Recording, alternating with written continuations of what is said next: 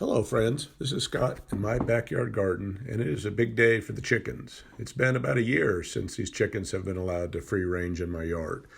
Chickens are awesome creatures. They do very many jobs in the garden to help me have a successful, healthy garden, but they do tear the crap out of the garden when they get out. So, as you see here, they're going through, and it's been a year, so we've got a year's worth of pill bugs and worms and spiders and everything else that's going on in this garden, slugs and snails, hopefully, that these chickens will find and they'll take care of for me. All year long, I try to give my chickens fresh produce, kitchen scraps, give them lots of grain and regular commercial feed.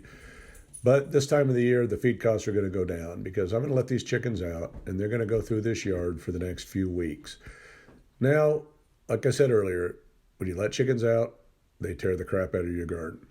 And it's finally the time of the year where I have a few crops that are still in the ground. There's some brassicas and maybe some cabbage that are still around. Here's my buddy that I saved from the dog, the last dog attack, that my sole survivor. This is one of my Americanas, one of the older chickens, but this is my buddy. He knows that she knows that I went out of my way to save her life, so she's always following me around. Now here we look as through the pole bean trellis. They're just going to go close to the coop. Now they're starting to spread out a little bit into the bamboo. The bamboo's a mess. Again, my yard, I haven't done any updates in my own home yard. I've done the project garden, which I've got another one, October update coming up. But right now, this yard is kind of a mess, and I'm going to let the chickens make a bigger mess of it. So you'll get some sneak peeks of what's still in the yard, but I wasn't too impressed with my own home garden. I got a little too busy with everything else this year. So football season for the little kids is finally over, and so now I've got some time to devote to the garden. You see, I do the back Eden garden method, which I don't have any grass in my backyard. They're all wood chips. And as you saw, as the chickens were scratching around, there's a lot of places that the wood chips have already disintegrated into the ground. So therefore, I need to, when I pull all this stuff out, I need to go get some more bark. And I'm going to keep adding to this and adding to this. Now this area is where I had the potato containers that I grew my this year's crop in, which was a terrible crop. Didn't do much of anything.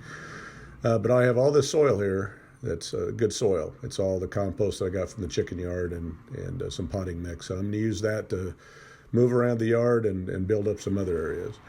Now, here's a good example of why you don't let chickens in the yard too early, because they just eat your plants. Now, I always pull these plants out when I pick the crops, the cabbages and the broccolis, but if you let them out in the yard, they're just going to take care of this themselves, and you're just going to end up with a bunch of sticks. So I'm okay with what's left in the garden if the chickens eat it. I'm not. I'm a little tired of fresh produce. It's kind of funny to say, but I've had my fill, and I'm doing good. We still have a lot of stuff at the project garden I got to pick too, so I can sacrifice some stuff for the chickens.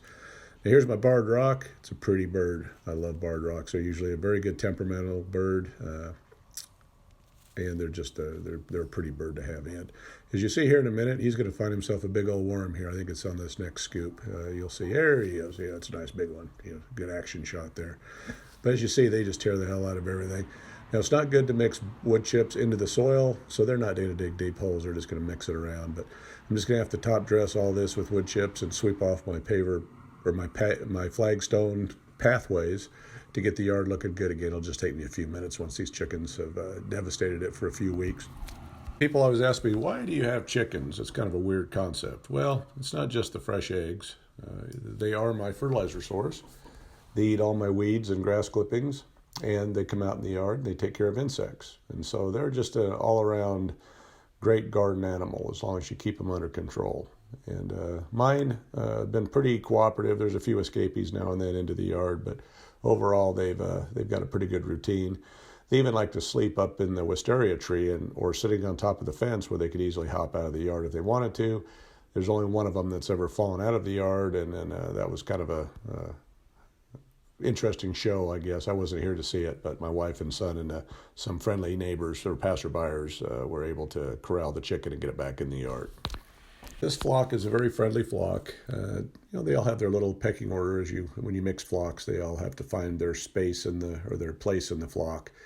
But the 10 chickens I have left, I lost one, a Barnevelder, a couple weeks ago. Don't know what happened to it, but the 10 chickens get along well together. Now here's my Buff Orpington, and I just peeled and cut up and are drying a bunch of my last apples of the year. And there's also some Asian pear skins in here. And again, there's no waste. Anything I have in the kitchen, other than maybe coffee grounds and banana peels, comes out to the chicken yard first.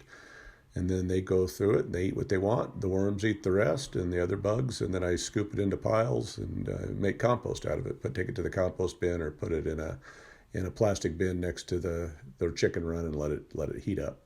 Now this chicken's got a problem. It's got a little feather stuck on its nose and it's trying to get it off, but it just can't quite figure out where it's at. It's not quite scratching at the right spot. So this one's having a little bit of a problem today. But he'll figure it out. They're pretty resilient. Now we're swinging over to my leghorn. It's a beautiful bird. It's the most skittish bird that I have in the flock. The one on the left is obviously the white leghorn. It's supposed to be a white rock when I bought it, but it clearly is not a white rock. It is just a standard leghorn. But it's a great laying bird. It's the only white egg layer that I have. For a small bird, they lay a good-sized egg. But this one is the most skittish of the flock. It doesn't like me touching it. And when I try to collect eggs and it's sitting on the nest, it'll squawk at me and make quite the ruckus. But it's the only one that doesn't quite trust me.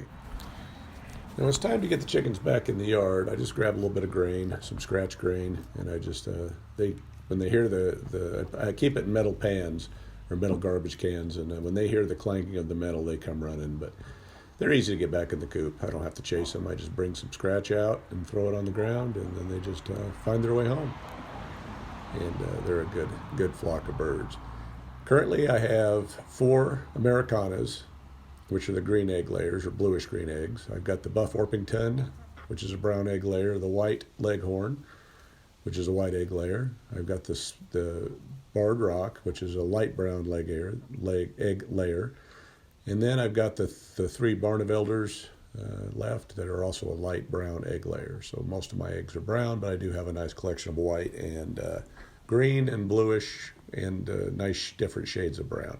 I want to get a Marin or a Welsummer next. They lay the real either terracotta or chocolate colored eggs. Here's a final look at the chickens. They're back in their run, and they're just enjoying what I've thrown in there from the kitchen as well as the grain scraps. Now I'll be doing a whole chicken series when the weather changes, when I have a lot of free time and less gardening topics, all about not necessarily can I have chickens, more like about should I have chickens and all the dynamics about chickens that you need to know about. So there's going to be a multi-part series on chicken ownership in the city. I love them, but you've got to be prepared to deal with some negative aspects too.